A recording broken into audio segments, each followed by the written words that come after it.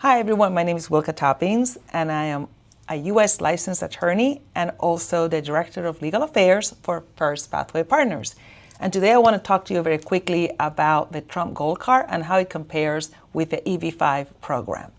As you know, today the internet is on fire because Trump finally unveiled its Gold Card and there are applications now being accepted. However, I want to kind of compare the two programs so you can determine that EB-5 actually is the better option. Now, the Trump Gold Card is also a direct to green card option that was just created by an executive order. In contrast, the EB-5 program has been created by Congress, so it is a law since about 35 years ago. In 2022, it changed and it got much better with a new law that was signed by Congress that is set to expire in 2027. So it has a long legislative history. In contrast, the Trump Gold Card, it was just a way to obtain a permanent residency through an executive order. So an executive order is not law. It is just that, an executive order, which can be undone by the next president or by this president should circumstances change. That's a big difference that I want everyone to understand. The second big difference is right now, this is considered a donation to the U.S. Government Treasury. So it is not an investment. The EB-5 visa, in addition to its long legislative history and the fact that it is a law set by Congress and signed by the president, right now it is an investment with the potential return of that investment. And often the investment carries some interest on that investment. And it is $800,000. And that $800,000 covers the entire family. No, it doesn't matter how many members in the family. You know, you could have one child, you could have 5 children, 7 children. One investment of $800,000 covers the entire family's green cards, multiple green cards. And if you're investing in a non-TA or urban area, that would be about $1,050,000. Still covers the entire family. Now, the Trump Gold Card is $1 million per applicant. So for a family, for example, of 4, that would mean a $4 million donation with no expectation of ever getting that money back and no interest potentially earned on that investment. So when it comes to value for the family, undoubtedly the EB-5 program has and carries more value. Also, the Trump Gold Card is not an investment in job creation. It doesn't really directly benefit the job creation of the United States and the communities where the investment is made. Arguably, the Trump Gold Card is an investment or donation rather into the U.S. Treasury. We still don't know how that money is going to be used and where is it going to go, if it's going to have a direct impact on the economic benefit to the United States. We can assume it does, but we just don't know. The other comparison that I want to explain to you is that the EB-5 visa right now subjects the green card holder to global taxation, like any other green card holder under U.S. immigration law. However, the Trump Gold Card also subjects applicants to the possible global taxation. So it does not provide any benefit to families to do a Trump Gold Card when you're looking at tax situation. We understand there is a version of the Gold Card called the Platinum Card that requires a $5 million investment per member or per applicant, and that potentially has a tax benefit. But that's not even clear right now, since the only application we have at the moment is the Gold Card. The other very large difference for you to consider when comparing the two programs is the Gold Card is now part of the EB-1 category and the EB-2 category.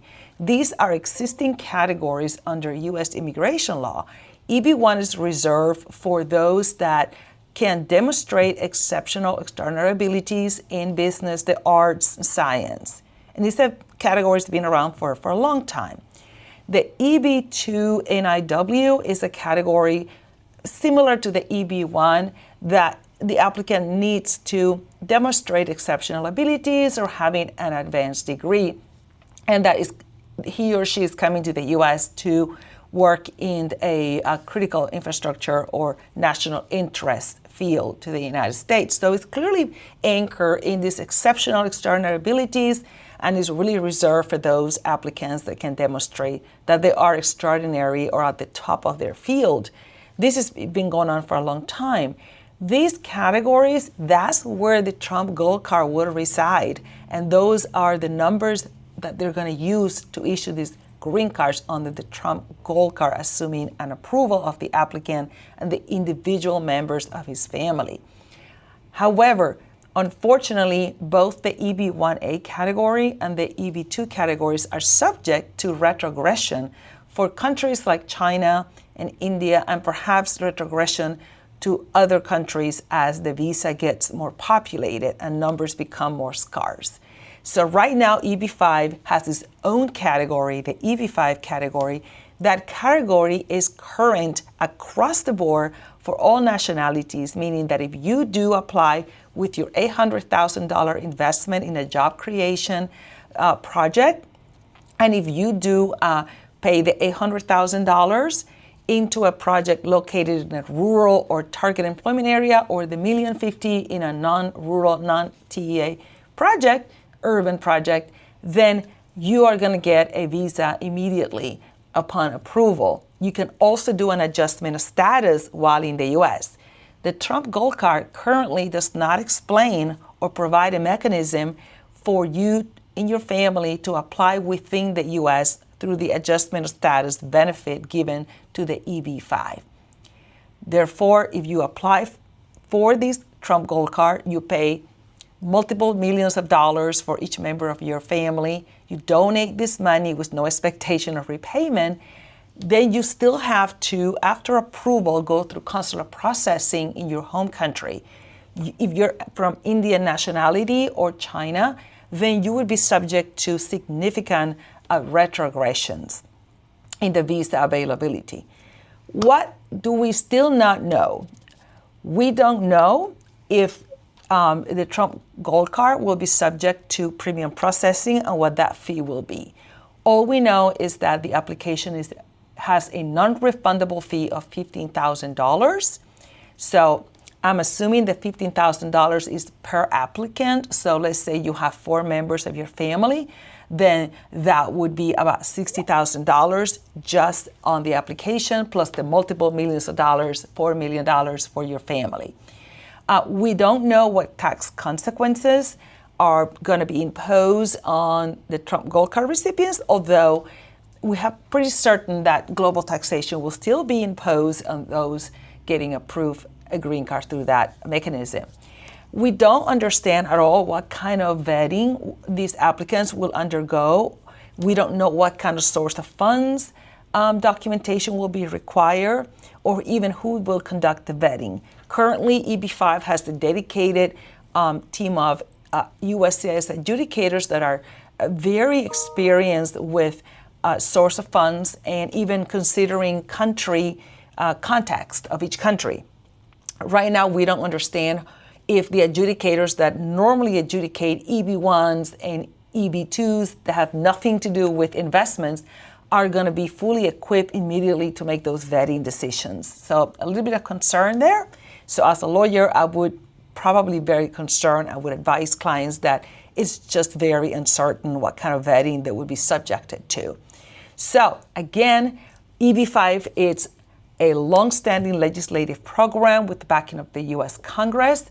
EB-5 has certainty, a long history. We know what we're doing. We know what USCIS requires. We know that USCIS and the IPO, which is the EB-5 dedicated group, knows what they're doing. And right now, for those investors investing $800,000 in rural projects are getting extremely fast processing, down to 3 to 4 months. And the most important distinction I think escapes a lot of people is that currently, if you are legally in the U.S., because the visa is current across all nationalities, you can do an adjustment of status for you and your family from within the U.S., avoiding the lengthy consular processing and any of those consular interviews. Just to give you an idea on the retrogression, currently And China is experiencing 2 to 3 years wait time in the EB-1 category, 5 to 6 years in the EB-2 category. India is 4 to 5 years in the EB-1 category, with EB-2 being 20 plus years. We just don't know which of the two categories this visa is going to reside at this moment. So those are some of the indications of how this thing is going to be playing out. I believe that right now, in terms of value, in terms of certainty, in terms of strength of the law, EB-5 is still the winner. And the Trump Gold Card, again, maybe is the appropriate solution for some of you, but clearly it is not the more value type of visa. You can get the green card process done directly with the EB-5 through an investment in a good rural project. You can get that investment back, and you are going to save quite a bit of money. Everything is current at the moment, and you're looking still at very fast processing. So those are the news. We're here to answer any questions about EB-5. First Pathway has an amazing project that they are launching very quickly in a few weeks. And it's a rural project, and it has a fantastic job creation and fast processing because it is a rural project. So if you have any questions, don't hesitate to contact me, Wilka Toppings, at wtoppings@firstpathway.com, and we can go through all of these items between the Trump Gold Card, which is the new process, and the established, long-standing EB-5 program. Thank you very much.